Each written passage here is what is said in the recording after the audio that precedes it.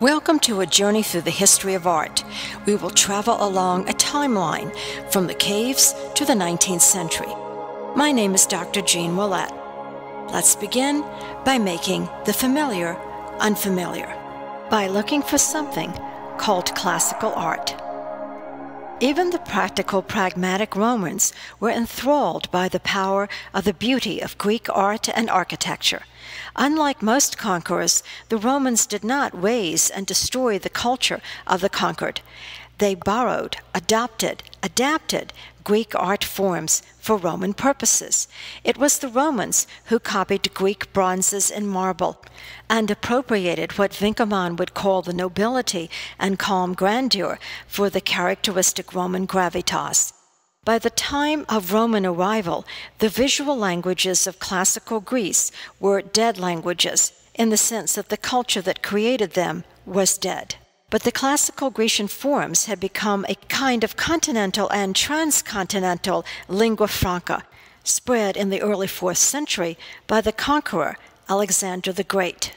The Romans had a culture of conquest, connected by feats of engineering, and the beauty and art of ancient Greece were more of an embellishment, not necessary to their goals. The Romans relegated Greek art to a purely aesthetic role. Roman copies of Greek art were perhaps the earliest examples of art for art's sake, art that had only one purpose, a sole function, to be looked at and admired. Unlike Greek art, where beauty had a purpose, a reason, the Roman copies were early examples of what would be called pure aesthetics. Displaced from its own society, moved into another culture, and copied by other artists, Greek art now became a form of art for art's sake.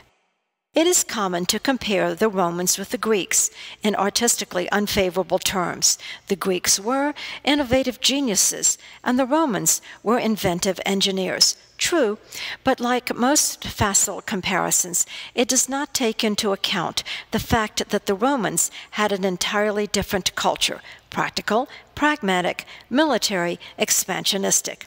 The Greeks were also expansionist, but tended to colonize rather than conquer.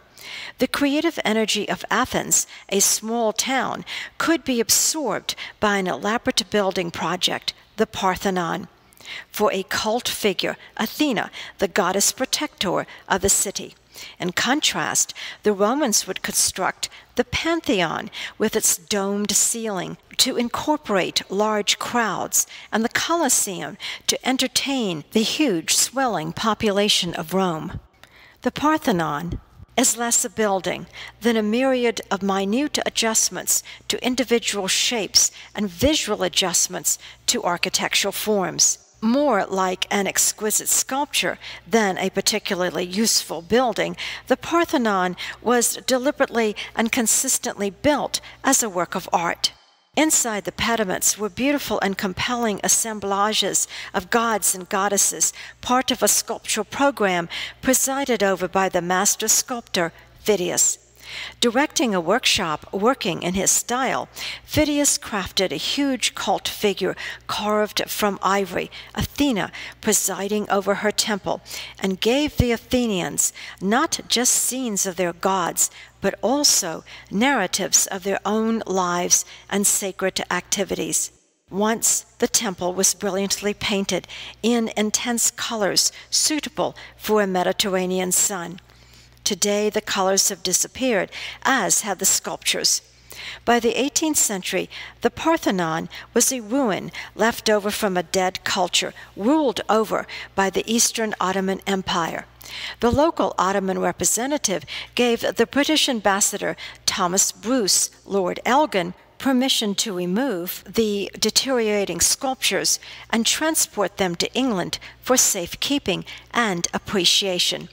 The removal of the Parthenon Pediment Sculptures, the internal frieze, the Metopes, to the British Museum became controversial by the 20th century and remains so today. However, Lord Elgin was emulating the Roman gestures of admiration for the Greeks and their art. The conquering Romans continued the spread of Greek art, practiced by Alexander the Great and fused the Greek styles with their distinctly Roman need for realism and function. But is there really such a thing as Roman art?